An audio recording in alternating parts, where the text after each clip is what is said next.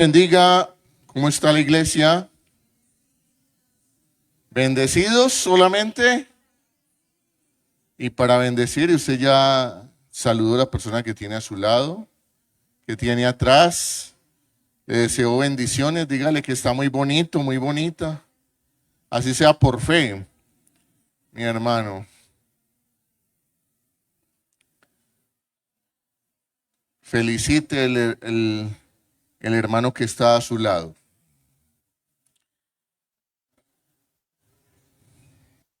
Muy bien.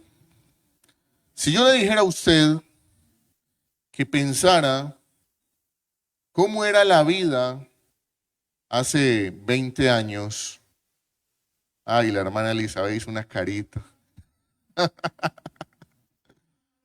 No, bueno, los que no hayan nacido, les vamos a poner la tarea hace 10. ¿Listo? Hace 20 años, más o menos, año 2004, ¿dónde estaba usted? ¿Qué estaba haciendo usted? ¿Ah? ¿Qué pasaba en el mundo en el año, hace 20 años? Para los más jóvenes, hace 20 años todavía la conexión a Internet era análoga, no existía el Wi-Fi. Había que conectarse por teléfono, no en todas las casas había internet, todavía había teléfonos fijos en la mayoría de sus casas, de los de rosquita, ¿se acuerda? Que le ponían el candado para que no llamaran muchos minutos al novio, a la novia. Todavía había gente que hacía fila en los teléfonos públicos para echar la monedita, para que no se gastara más de un minuto, que valía la llamada 100 pesos, 200 pesos. Habían unos, en Castilla habían unos gratis. Y la gente le hacía fila los viernes, los sábados en la noche a esos teléfonos. No habían televisores de pantalla plana hace 20 años. Eran unos televisores cabezones, ¿cierto? ¿Qué más? Hace 20 años no existía. Los celulares, si bien sí existían, eran grandes, con teclas de plástico. Solamente se podía jugar la culebrita, ¿cierto? No había, solamente servían escasamente para llamar y para recibir llamadas. No mucho más se podía hacer en los celulares y todavía eran un lujo para muchas personas. ¿Usted sabe que hoy en día en Colombia existen más celulares que personas? Cosas que sucedían hace 20 años eh, y que ya hoy cambiaron. No existía, el Facebook apenas estaba empezando. Apenas, ¿no? En Colombia casi nadie tenía Facebook, no existía Twitter, no existía Instagram, no existía mucho menos TikTok, nada, YouTube apenas estaba medio empezando y la gente no lo conocía. Ah, la gente se comunicaba por Messenger, los chats, no existía WhatsApp, ¿cierto? Existía, ya estaba en los últimos años de los Viper, los últimos meses de los Viper. ¿Sí? Algunas de esas cosas no le tocaron a muchos de los jóvenes que están hoy acá. En 20 años han cambiado cosas, ¿sí? Si uno se pone a hacer la lista de cosas que han pasado y de nuevas cosas que tenemos. Y hoy estamos en una era que muchos empiezan a denominar la era ultramoderna. Hace 20 años hablábamos del posmodernismo y ya hoy estamos hablando del ultramodernismo. Y yo tuve un ayudante en ese ultramodernismo, un ayudante para hacer esta predicación. Tuve un ayudante. Y el ayudante no es un ayudante, no es un teólogo, no es una persona de carne y hueso. Tampoco es Google. Me ayudó una inteligencia artificial. Le dije, si yo quisiera predicar del ultramodernismo, ¿qué me recomendarías? En menos de 20 segundos sacó una predicación completa de este tema. Y les deseo muchas bendiciones a ustedes. De eso vamos a hablar un poco hoy. Quiero que miremos dos diapositivas antes de ir al texto bíblico. Dale por favor a la siguiente, Diego. Yo hablaba mucho del posmodernismo y la inteligencia artificial me corrigió. Ya hoy estamos hablando del ultramodernismo. O sea, usted está un poquito atrasado. En el posmodernismo, les hablé hace algunas predicaciones sobre el posmodernismo. Les decía que fue un movimiento en el siglo XX por unos, digamos, pensadores, promulgado por unos pensadores de finales del siglo XX, que empezaron a hablar de que era muy importante empezar a progresar en el pensamiento humano, en la sociedad. Había un pensador, entre ellos, de apellido Nietzsche, ¿sí? Y Nietzsche, no era el grupo Nietzsche, sino Friedrich Nietzsche, dijo en una frase en uno de sus libros, el Dios ha muerto. Y Nietzsche fue considerado uno de los padres del posmodernismo. Fundamentalmente es una era de escepticismo, de mucha división, ¿cierto? De fragmentación, de que toda la gente, lo resumo en una frase, todas las personas que piensan distinto, eso está bien, eso está normal. Todos podemos pensar distinto. Le pedí a la inteligencia artificial que hiciera un dibujo del posmodernismo y dibujó eso. Eso que ustedes tienen ahí en pantalla, ¿cierto? Arte, ciencia, pero mucha fragmentación del pensamiento. Vamos a la siguiente. El ultramodernismo. Le pedí a la misma inteligencia artificial que dibujara qué es el ultramodernismo. Y dibujó esa imagen que ustedes están viendo ahí. Siglo XXI, es decir, nuestro siglo, a partir del siglo en el que estamos, más o menos del 2000 para acá, se empieza a distinguir el ultramodernismo. Y el ultramodernismo básicamente busca desarrollar una mentalidad progresista. Ojo con ese término. ¿Han escuchado ustedes hablar del progresismo? ¿Sí? El progresismo, es decir, teníamos unas ideas anticuadas, es necesario progresar, ¿sí? Es necesario ser más progresista. Y de ese pensamiento progresista nacen temas como la igualdad de género, como el discurso de la sostenibilidad ambiental, ¿sí? Pero también surge la idea muy importante de que el futuro será mucho mejor porque tenemos mucha tecnología.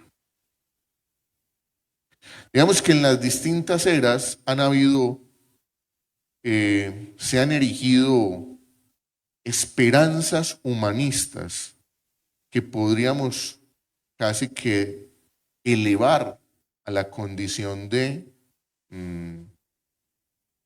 paradigmas o de ídolos. Hubo una época en donde la religión fue el paradigma central. Si nos vamos a la Edad Media, ¿qué se hacía en el mundo? Lo que la iglesia tradicional dijera, ¿cierto? Pero luego, cuando salimos de la Edad Media, apareció un nuevo, digamos, un nuevo rey, los sistemas políticos. La gente empezó a confiar en la política como medio para salir adelante y llegaron las guerras mundiales. Y después de las guerras apareció un nuevo rey, el dinero, el capitalismo. Vamos a tener un mejor futuro si tenemos la capacidad de producir dinero. Y aparece el capitalismo en todo su furor. Y digamos que esa era del capitalismo cada vez se viene apagando más, porque el mundo ha descubierto que mientras más dinero hay en el mundo, también la pobreza se multiplica. ¿Sí?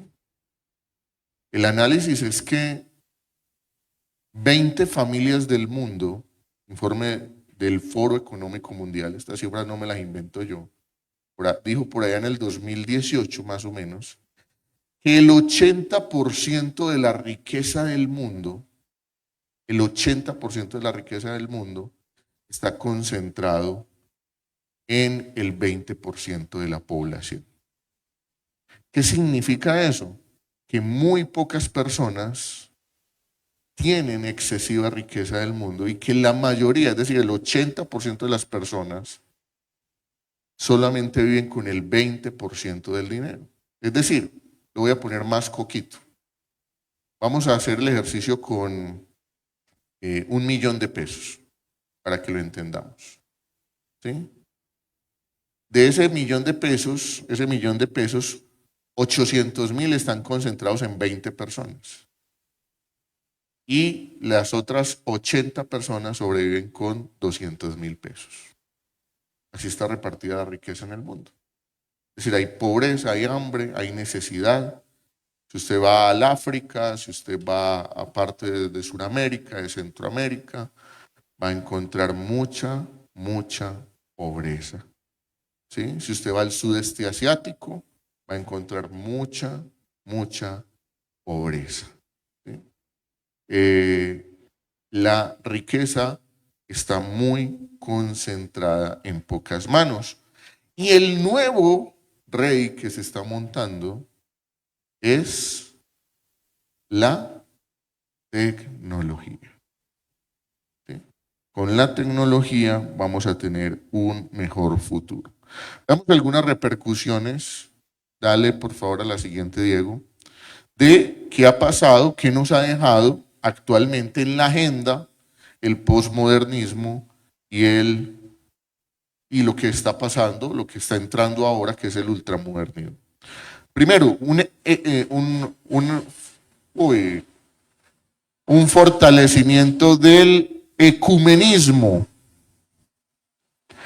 ¿Qué es el ecumenismo? ¿Usted sabe qué es el ecumenismo?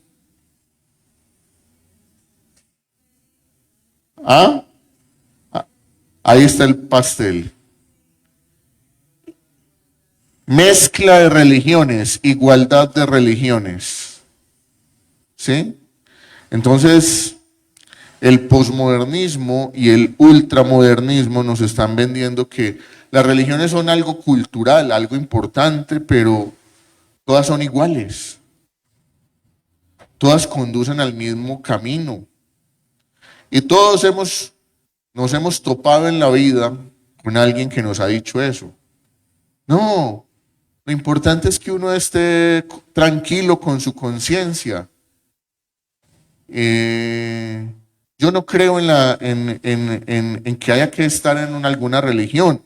Yo creo en Dios, pero como decíamos en estos días, cree en Dios, pero también por si las moscas, pues ahí está el Feng Shui, ahí está la penquita sábila, le consulto de vez en cuando al horóscopo, por si las moscas. Es un ecumenismo, es una mezcla de religiones. Usted escucha a un astrólogo y él te habla de Dios. Él te menciona a Dios en su discurso. ¿Sí?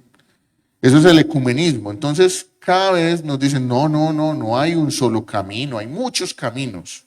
La palabra de Dios es certera y dice que solamente hay un camino, que es Cristo. Yo soy el camino, la verdad y la vida, dice Juan 14, 6. Nos deja movimientos feministas. Un poco de esto se ha hablado mucho, de la igualdad entre hombres y mujeres. Buscar la igualdad entre hombres y mujeres. Los hombres y las mujeres son diferentes. Hay que buscar la equidad más no la igualdad. No somos iguales, pero los movimientos feministas han llevado al extremo que todo lo que hace el hombre lo haga la mujer y que la mujer ocupe el rol histórico del hombre y que el hombre ocupe otro rol que no le corresponde. Movimientos de inclusión social desde el reconocimiento fragmentado de los grupos, es decir, cada vez hay que reconocer más grupos. Mire que ya hoy en el mundo social hay que hablar de los indígenas, de los afros, de los trabajadores, de todos los grupos sociales, y todos quieren igualdad en el reconocimiento. Eso es un reconocimiento fragmentado de la sociedad. Es decir, algo que nos está dejando el posmodernismo, que ya se está acabando y que está montándose en la ola del ultramodernismo, es que nos está diferenciando tanto, que nos está fragmentando tanto. Y miren esa imagen que también sacó la inteligencia artificial. ¿Qué característica ven ustedes en ese rostro? Fragmentado, partido. Nos están partiendo tanto, nos están poniendo a pelear tanto entre que usted es afro, que usted es gay, que usted es trans, que usted es de inclusión social, que usted es de discapacidad, que usted... Nos están fragmentando tanto que eso lo que hace es que se acaben esos movimientos como el movimiento de Cristo, que dice, vengan a mí todos los que están cansados y cargados. Vengan todos y beban del agua gratuita. Todos. Jesús se acercó a la samaritana como se acercó al judío, a la prostituta como al fariseo. Todos. Él no hace distingo de raza ni de sexo. Él llama a todos. Siguiente, diversidad sexual. Ya casi se acaba el alfabeto. Él empezó con la LGT, LGTBIQ. Ya no sé en qué letra va. ¿Cierto? Fragmentación. Fragmentación es que yo no soy hombre, tampoco soy mujer. No sé qué soy, pero me tiene que tratar diferente. Fragmentación. Eso es pensamiento progresista. Eso es llevar el libre desarrollo de la personalidad al extremo. Eso es que si yo hoy les digo a ustedes que yo no soy Dani, que yo no soy un humano, sino que yo soy un perro, ustedes me tienen que tratar como perrito. Y no me pueden decir que soy humano. ¿Sí? A ese extremo estamos llegando. Sigamos. Agnosticismo. ¿Saben qué es la palabra agnosticismo? Cada vez hay más personas agnósticas en el mundo. Es decir, personas que tienen cierto nivel intelectual, cierto nivel de estudios y que dicen, ¿sabes qué?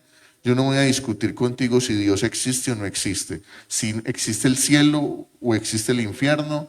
Yo no sé eso y no me interesa saberlo. Eso es agnosticismo. Es decir, no está interesado ni siquiera en discutir si Dios existe o no existe. Si la Biblia es real o no es real, dicen, yo no quiero discutir eso. Te respeto, pero no lo quiero discutir. Eso es agnosticismo. ¿Sí? Siguiente, relativismo ético. Esto hemos hablado mucho acá. Y es lo que era bueno hace 20 años, hoy no sabemos si es bueno o malo. Lo que era malo hace 20 años, hoy no sabemos si es malo o bueno. ¿Sí? Hace 20 años, tener, digamos, ¿cómo lo decimos para que no suene tan feo? Tener relaciones con varias personas al mismo tiempo, eso era una orgía. Hoy es libre desarrollo de mi sexualidad, es que yo soy pansexual, es que a mí me gusta todo.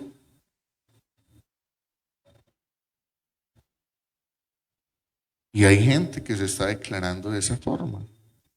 Entonces no sabemos qué es lo bueno, qué es lo malo. Todo está en duda. Todo está en duda.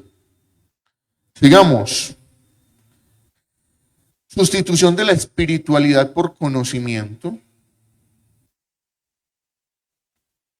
Entonces hay gente que tiene mucha información, como dice el pastor, mucha información y porque cree que tiene mucha información, no necesita lo espiritual.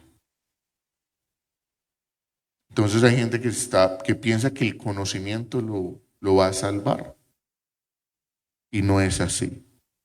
Y ya hemos dicho mucho de con el que quiero cerrar, excesiva confianza y dependencia de la tecnología. Hice la pregunta que hice en la introducción, porque ¿cómo se imagina usted hoy si usted le dijeran una semana sin celular, sin datos, sin wifi, sin WhatsApp, sin redes sociales? ¿Qué cree usted que sería de su vida? Rara, ¿cierto? Sería una vida extraña durante esa semana. Hace 20 años vivíamos sin eso. Hay gente que dice, es que ese es mi modo de trabajo. Hoy tenemos mucha confianza en la tecnología. Pastor.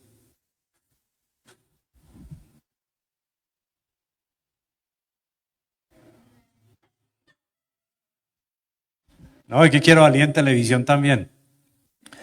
Bueno, buenos días. No, sino que este tema en realidad me parece demasiado importante. Que usted en realidad se preocupe en medio de que está.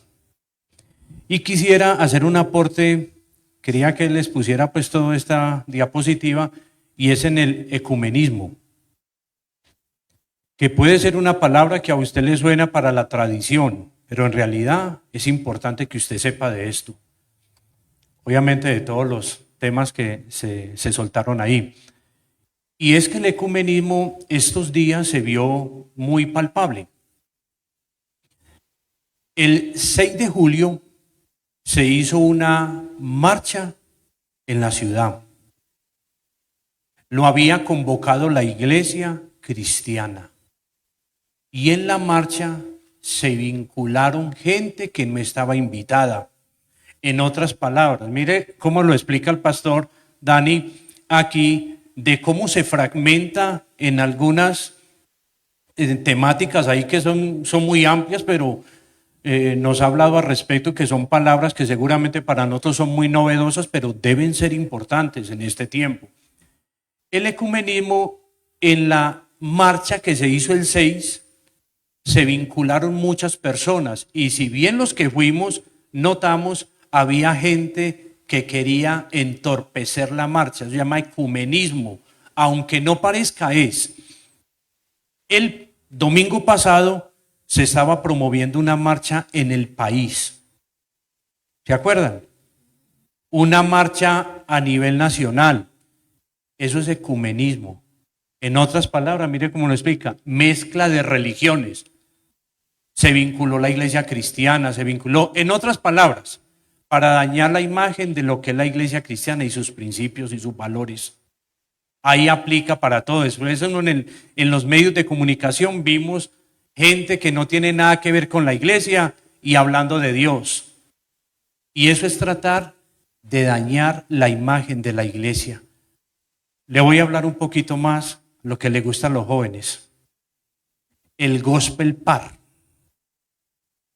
La iglesia cristiana es la que tiene el timón, la que maneja esa parte. Pero hoy, si los líderes no están atentos, ya se están vinculando bandas de música que se pueden poner en tela de juicio.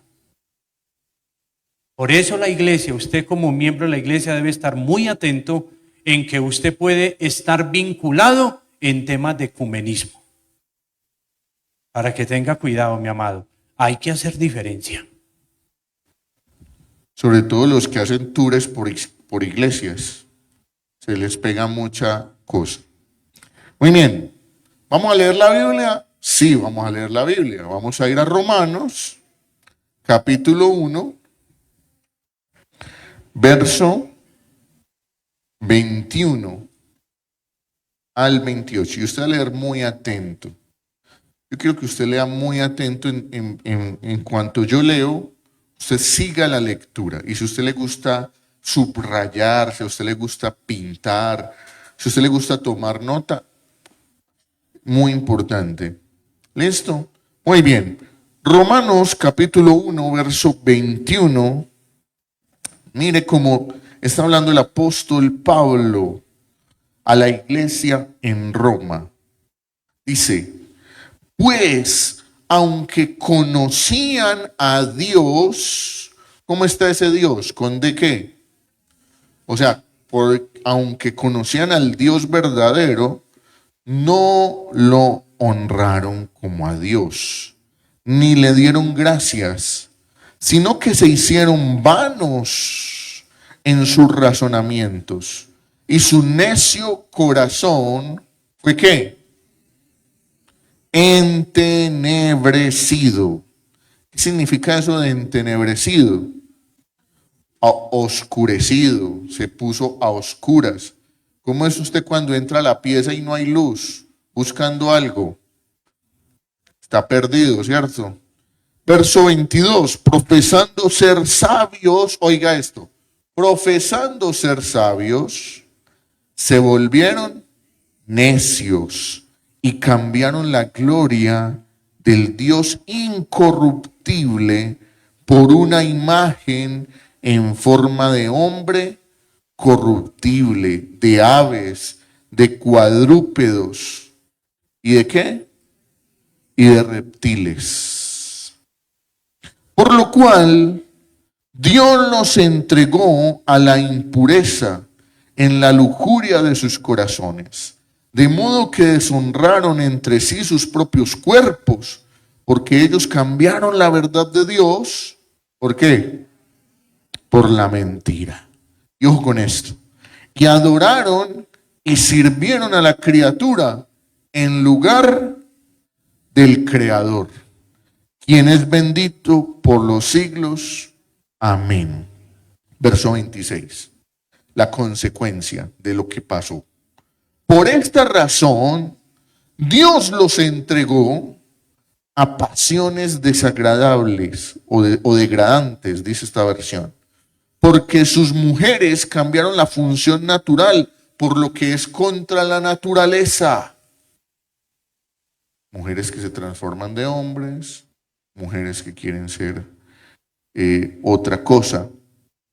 De la misma manera también los hombres abandonaron el uso natural de la mujer y se encendieron en su lujuria unos con otros, cometiendo hechos vergonzosos, hombres con hombres, y recibiendo en sí mismos el castigo correspondiente a su extravío. Verso 28. Y así como ellos no tuvieron a bien reconocer a Dios, Dios los entregó a una mente depravada para que hicieran las cosas que no convienen. Están llenos de toda injusticia, maldad, avaricia, malicia, llenos de envidias, homicidios, pleitos, engaños, malignidad. Son chismosos, detractores, aborrecedores de Dios, insolentes, soberbios, jactanciosos, inventores de lo malo, desobedientes a los padres, sin entendimiento, indignos de confianza, sin amor, despiadados. Ellos, aunque conocen el decreto de Dios, que los que practican tales cosas son dignos de muerte, no solo las hacen, sino que también dan su aprobación a los que las practican. Pueden sentarse.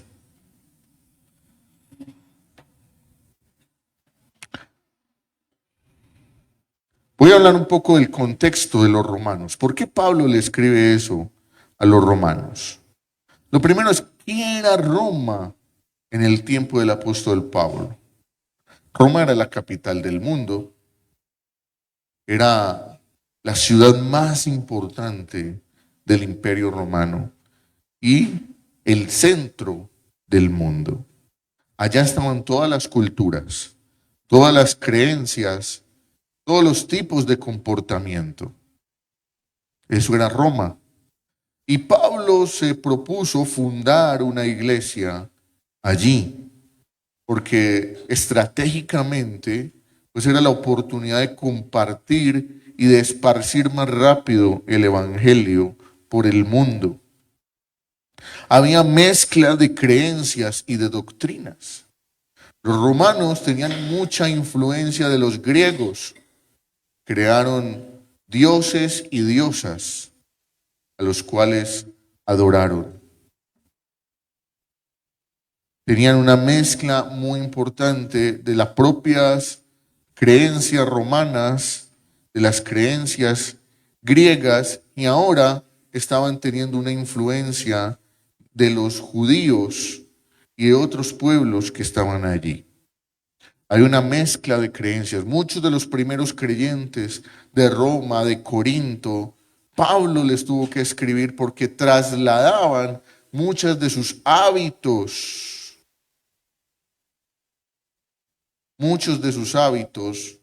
de sus religiones anteriores a la iglesia cuando se convertían.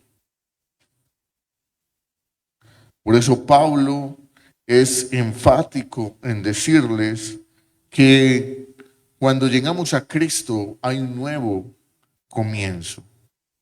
Hay que dejar atrás la ley, hay que dejar atrás todas las creencias anteriores. Pero allí se daba una mezcla importante y eso afectaba la iglesia. Los creyentes en Roma tenían que sobresalir por su conocimiento y aplicación del verdadero evangelio. Ese era el reto que Pablo tenía al escribir los romanos. Y por eso los teólogos dicen que la carta a los romanos es la carta que resume de una manera más exacta el mensaje del evangelio. Si tuviéramos que escoger un libro que resumiera la palabra de Dios, ese seguramente sería el libro de Romanos. Y en la primera parte, la que acabamos de leer, Pablo expone por qué el mundo romano se estaba pudriendo espiritual y moralmente. Se estaba pudriendo, había una putrefacción y la iglesia tenía que ser luz y sal para que esa podredumbre de sociedad fuese al menos rescatada en una parte. La iglesia de Roma era un ejemplo de lo que pasa hoy en nuestra sociedad. Una sociedad con una mezcla de creencias, con una mezcla de conceptos, de culturas, de prácticas. Y veamos algunas de esas prácticas en la siguiente. Digamos, algunas de ellas. Hoy nuestra sociedad ya no se pone de acuerdo y niega neciamente quién es un hombre y quién es una mujer. Juegos Olímpicos acabaron de pasar. ¿Era boxeador o boxeadora? No hubo acuerdo. El Comité Internacional de Boxeo es una persona trans, nació hombre y se transformó en mujer. El Comité Olímpico es una mujer. No hay un acuerdo en el mundo. Queremos un ejemplo más palpable ese. No hay un acuerdo. 2. Hoy nuestra sociedad no se pone de acuerdo y niega neciamente si en un feto ya hay vida. Como dice un meme por ahí, encontrar una bacteria en Marte o en la Luna es encontrar vida, pero un feto en el vientre o en el útero de la mujer no es vida. Entonces, y rayan, queriendo ser sabios, rayan con la necesidad de decir, es que es mi cuerpo y yo decido. Sí, es tu cuerpo, pero es que ese otro cuerpecito que se está formando ya no es tuyo. No es un quiste que se está formando ahí, es una nueva vida. Pero lo que dice Pablo a los romanos, queriendo ser sabios, se hicieron necios. Todo esto es necedad. Hoy nuestra sociedad no le pone nuevos nombres al pecado, a la orgía, al adulterio. No, ya no es orgía, es poliamor. Era la palabra que me había olvidado ahorita, poliamor. Es poliamor, yo soy poliamoroso. Porque tengo tanto amor que no es suficiente con una persona. Puedo estar con muchos, con muchas, ¿cierto? Eso es poliamor. Hoy nuestra sociedad entrega nuevos derechos a quienes están enfermos o simplemente en decadencia moral. Derecho al aborto. ¿Qué es eso?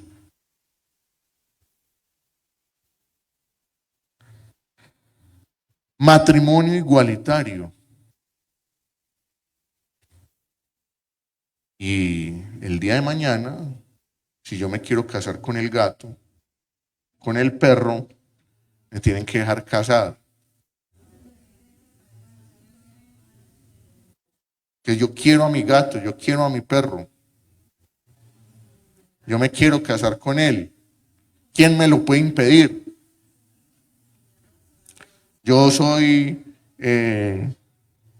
poliespecie amorosa. No sé qué palabras se pueden inventar. Queriendo ser sabios, se hicieron necios y su entendimiento está entenebrecido. Se está complicando la cosa, ¿no? Muy bien, sigamos. El ultramodernismo. ¿Ha escuchado usted hablar de la cuarta revolución industrial? Yo por mi trabajo tengo que hablar de esto muy seguido, hablar mucho con muchos empresarios, con estudiantes frente a esto.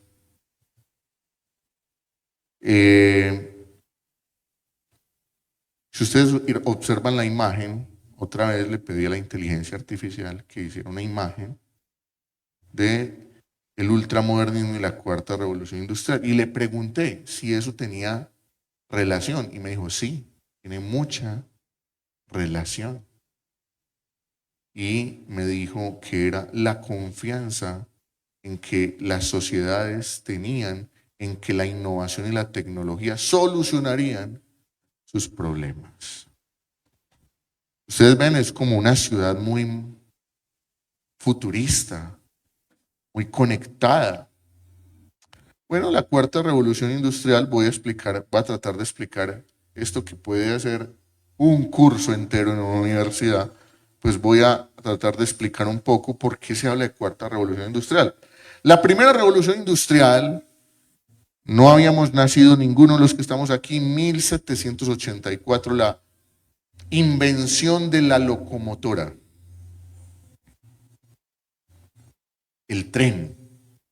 La capacidad que tuvo el hombre por primera vez de mover una carga o mover personas sin la necesidad de la tracción animal, sin necesidad de los caballos, de los camellos, de los elefantes.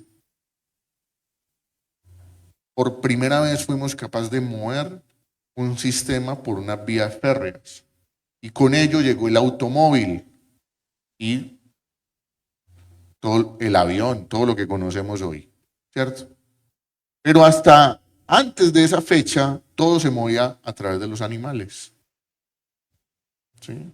A través de los barcos, pero no habían motores, no había combustión. ¿Listo? ¿Cuál es la segunda revolución industrial? La segunda revolución industrial es la energía eléctrica. 1870 aparece la conexión eléctrica. Fíjense que antes de 1870 todo era a punta de velas, ¿cierto? Lámparas de aceite, como nos enseña la Biblia, ¿cierto? Pero no había energía eléctrica. De hecho, un experto decía que antes de la energía eléctrica, las personas no cenaban de noche. Es decir, la última comida era tipo 5 de la tarde, porque había que acostarse a dormir. Dijera, usted imagina un baile sin energía eléctrica. Había que hacerlos de día, ¿cierto? Porque de noche era muy complicado. ¿Sí? La tercera revolución industrial es más reciente, más o menos en los años 70, cuando se inventan los primeros computadores. La computación, la electrónica, los circuitos, es la tercera revolución industrial, tal vez la que más nos tocó, pero hoy estamos hablando de la cuarta revolución industrial y es la digitalización de todo, el Internet de las cosas, todo conectado a Internet, todo funcionando por Internet. Se dice que a futuro nosotros no vamos a tener que utilizar los switches para prender las lámparas de la iglesia. Se van a prender por Internet. ¿Sí? El movimiento es la domótica, pero eso va a quedar en el pasado porque no vamos a tener cables de energía. La energía va a llegar por el aire, por el Internet. ¿Cierto? Entonces va a desaparecer todos esos cables que usted ve en las calles. Todo va a ser a través de Wi-Fi. A eso es a lo que me refiero. Los carros, ustedes saben que hay una compañía, Tesla, ya tiene carros manejados por Internet. Es decir, sin conductor. Tienen sensores, saben cuándo parar, cuándo continuar, ¿cierto? No los han traído a Colombia porque todavía hay mucha loma por aquí, mucho motoneto que se pasa a los pares. Muy bien. Dentro de eso hay un tema que está inquietando mucho al mundo, que es la inteligencia artificial. Ustedes conocen que hoy se habla mucho de ChatGPT. En sus celulares, si usted tiene un celular inteligente, medianamente inteligente, hace poco WhatsApp le incluyó un nuevo gadget, una nueva aplicación, ¿cierto? Meta. Usted le puede preguntar a su celular, ¿qué es? Ayer hice el ejercicio, ¿qué es la iglesia Emanuel Castilla? Y le dice, Ah, no, le pregunté, ¿conoces la iglesia Manuel Castilla? Me dijo, sí. Es una comunidad de creyentes que se reúne en el barrio en Medellín, Antioquia, en la carrera 74A, número 9793. Sus servicios son los domingos a las 9:30, los miércoles a las 7 de la noche. Se reúnen a alabar a Dios y a evangelizar a través de la palabra. ¿Quieres saber más de ellos? Métete a su página de Facebook. Así me contestó. El celular. El celular. Estamos dateados. Estamos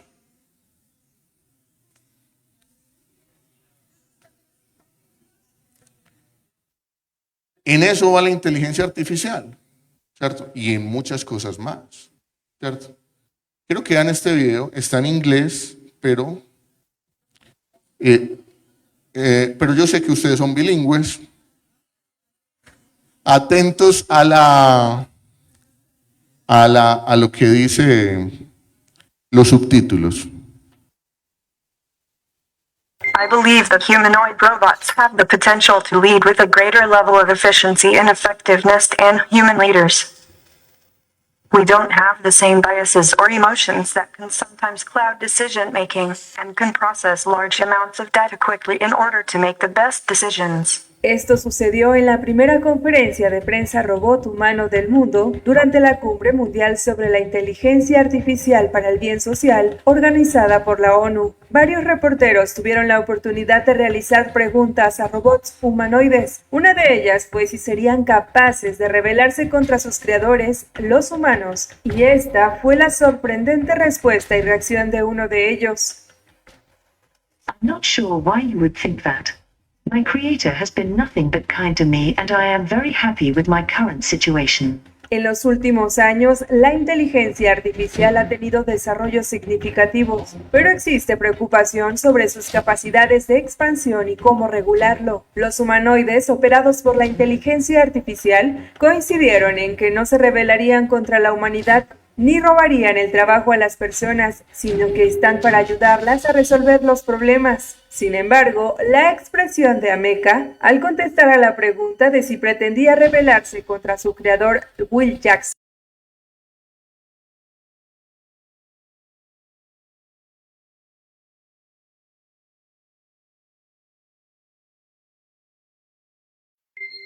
O sea, le preguntaron a ese último robot si se rebelaría contra su creador y empezó a Siempre me ha gustado la ciencia ficción mover los ojos. y la idea de estar justo al borde de... Esta inteligencia tiene, digamos que lo tremendo de esta inteligencia es que ya no, llega a un punto donde ya no necesita del ser humano para desarrollarse. Ella misma puede crear más información, puede conectarse con todas las redes. El ejercicio que hicimos adrede acá para esta enseñanza es que en menos de un minuto tiene la capacidad de ir a consultar millones de libros, de documentos que estén escritos sobre el tema que uno le consulta. Ahora, ellos hoy están en una fase muy inicial, pero ya las principales empresas del mundo y los principales gobiernos del mundo ya están poniendo unas alertas, porque ¿quién puede controlar esto?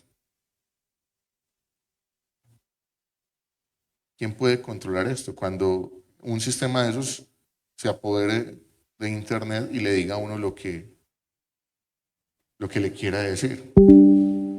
¿Sí? Active armas nucleares, active guerras. Es decir, es una amenaza real. Ahora, uno ¿qué piensa de esto? Uno piensa, bueno, el ultramodernismo, confiar en la tecnología, confiar en cosas. Ahorita les decía, ¿cómo era el mundo hace 20 años? Ahora la pregunta sería, ¿Cómo se lo imagina usted en 10 o 20 años más? ¿Cierto? ¿Cómo se lo imagina? Quiero que vaya a un texto en el libro de Apocalipsis, capítulo 13. Y simplemente voy a dejar acá la inquietud frente a este pasaje.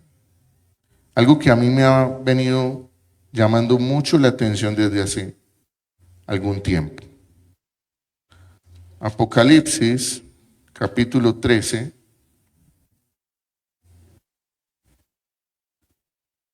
Versículo 15.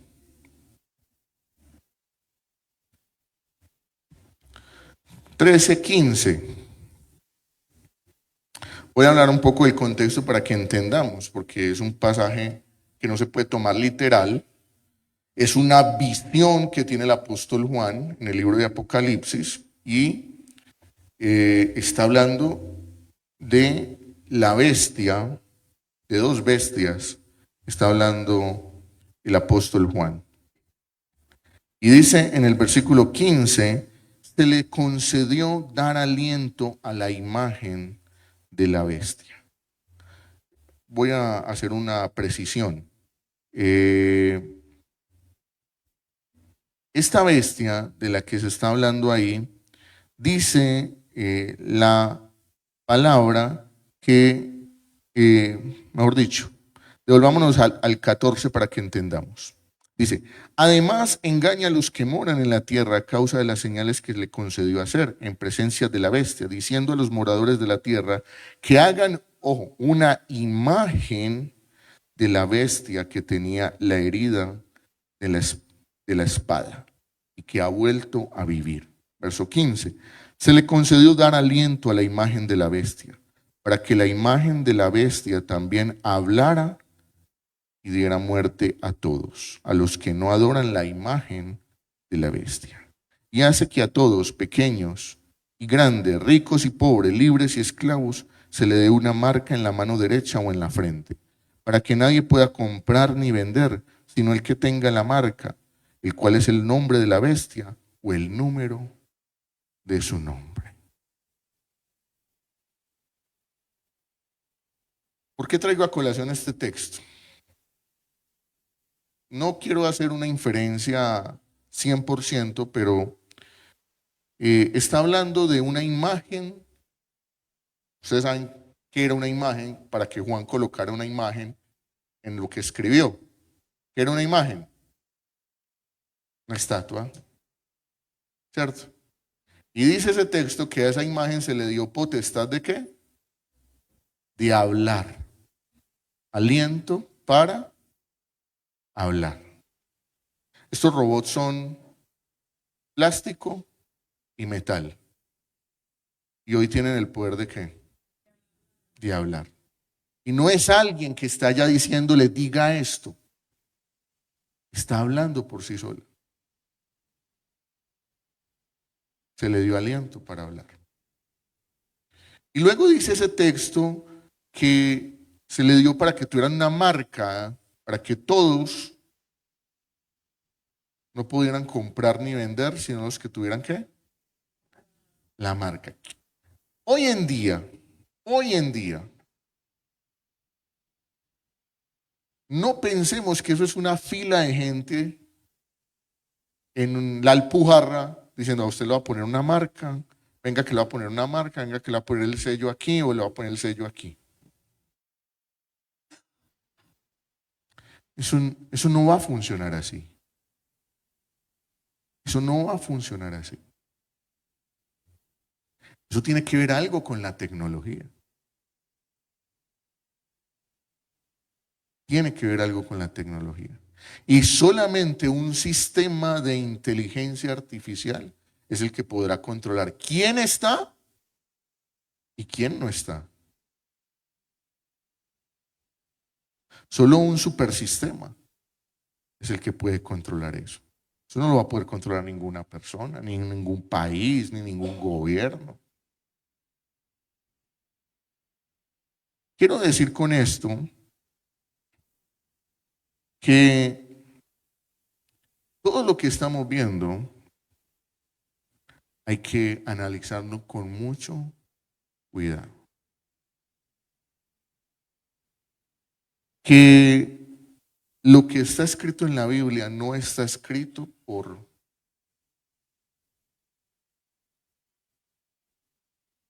estar.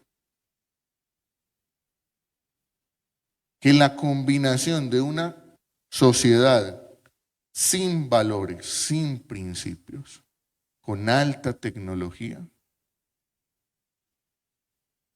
si los del Antiguo Testamento con muy poca tecnología dijeron, ahora somos fuertes, ahora somos inteligentes, hagamos una torre que llegue hasta Dios. ¿Qué será de una sociedad que hoy tiene tantas herramientas para crear? Para crear.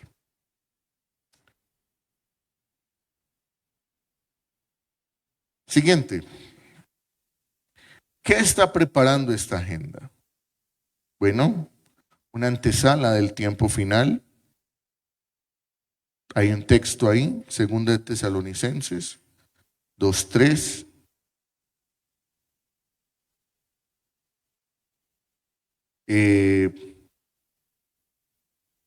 Cada vez nos acercamos más al tiempo final. Hay que estar preparados. No estoy diciendo que eso sea mañana, pasado mañana, dentro de un año, dentro de 2 años. Se está preparando la agenda. Es una era donde se ha afectado y se ha disminuido mucho la fe global en Cristo.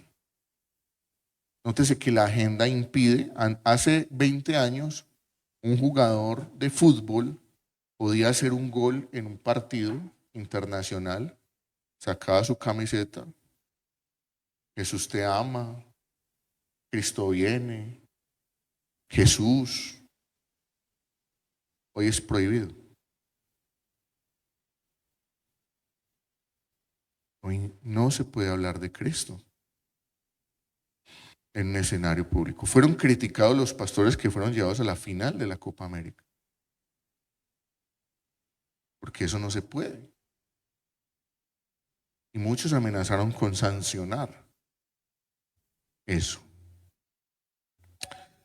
Y lo tercero, que tal vez es lo más preocupante, es que se está erradicando o se quiere erradicar hace rato la conciencia de pecado en la humanidad. Todavía usted puede hablar de Cristo en algunos círculos, pero hablar de pecado, decir que si usted hace X o Y cosa es un pecador, tratar a las personas de pecadoras, eso no se puede. ¿Sí? Y se quiere erradicar la conciencia del pecado. El pecado no existe para el mundo posmoderno y ultramoderno. Eso es una invención de unos grupos religiosos sectarios. No existe el pecado. Pero el pecado es por lo que Cristo murió en la cruz, para salvarnos del pecado. Si el pecado no fuera, no existiera, no tuviera tanto peso, pues Cristo no hubiera venido a morir por nosotros. Cristo murió por nosotros para salvarnos del pecado, de la muerte, para salvarnos de una condenación eterna. La iglesia tiene que despertar. La iglesia tiene que saber dónde está. La iglesia no se puede perder en discusiones vanas. La iglesia tiene que predicar a Cristo como Salvador, predicarlo todos los días con tu vida, con tu ejemplo, con tu voz.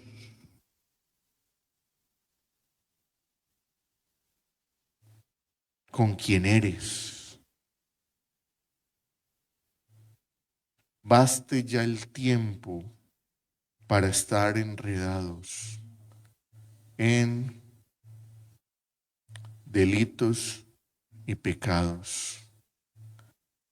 Es el tiempo de ir al Señor. Es el tiempo de brillar por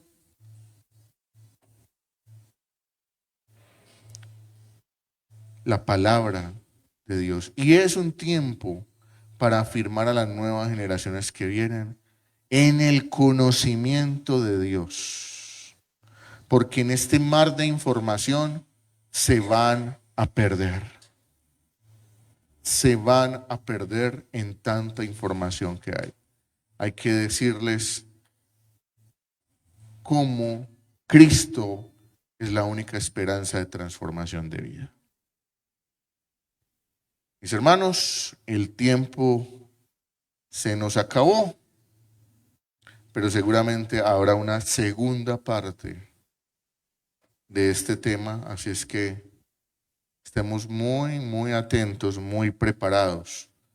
¿Sí? Algunos se quedaron con cara de acontecimiento. El Señor está con ustedes. Diga al hermano que tiene a su lado: no te preocupes, el Señor está contigo a tu lado. Vamos a ponernos de pie y vamos a orar para salir de este lugar.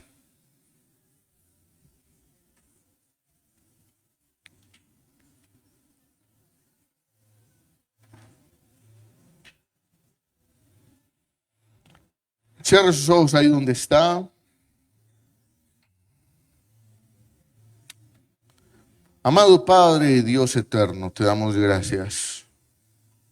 Gracias, Señor, porque tú eres bueno con nosotros todo el tiempo. Hoy nos permite llegar hasta este lugar para adorar tu santo nombre, para bendecir tu nombre, para darte a ti todo el honor y toda la gloria. Gracias, gracias, Señor, porque tú pones en nuestra conciencia el querer como el hacer tu santa voluntad. Porque, Señor, hoy vinimos aquí no únicamente por nuestro propio mérito, sino porque tu Espíritu Santo nos impulsa a que vengamos, a que adoremos, a que nos alimentemos de tu palabra, a que busquemos el camino que tú has trazado. Señor, el mundo está perdido. Cada vez lo ratificamos más en tu palabra. Hay mentes entenebrecidas, queriendo ser sabios, se hicieron necios. Los hombres de ciencia, de tecnología, están envanecidos, están llenos de orgullo propio, están llenos de ambición personal. Señor, pero tú eres nuestro refugio, tú eres nuestra esperanza, Padre de la gloria. Y esto nos tiene que impulsar a salir más, a que nuestra casa sea una casa de oración, sea una casa donde se comparte tu palabra, a que nosotros seamos ejemplo, a que nosotros llevemos el mensaje del evangelio para tantas personas que se pierden hoy. Señor, hoy el desafío es que estemos mucho mejor contigo de lo que estábamos ayer. Señor, que si estamos enredados por ahí en algún pecado, en alguna situación particular, en algún problema que nos quita la paz, hoy, Señor, queremos entregarte nuestra vida, decirte: Señor, toma nuestra vida, limpia nuestro corazón, ayúdanos, Señor, a salir avante, a poner tu palabra, Señor, por encima, Padre de la gloria, a salir, Señor, convencidos de que tu muerte y tu resurrección no es en vano, Señor. Muchas personas están enredadas, se están dejando enredar, están enredadas en sus deleites, pero un día tendremos que dar cuentas. de lo que hacemos en nuestra vida.